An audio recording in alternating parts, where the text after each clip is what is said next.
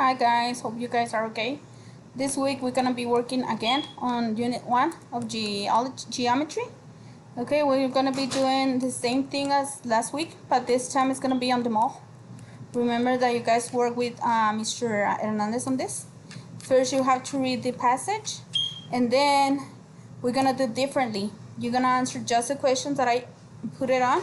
It's gonna be multiple choice. I'm gonna do it 2 of this one of them all and 2 with the directions, but again it's gonna be different. It's gonna be like this, the map with the addresses, the streets, but you just need to answer the questions. It's gonna be 5 questions, multiple choice, 4 assignments for the week. Okay, so when you finish this 4 assignments, it's gonna be all for the week.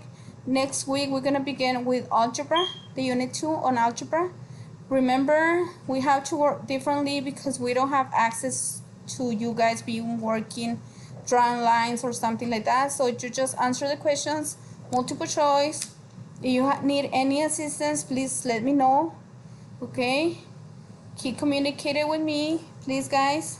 And see, I'm gonna talk to you on Monday and Wednesday. We're having a live, so please connect at 10:30.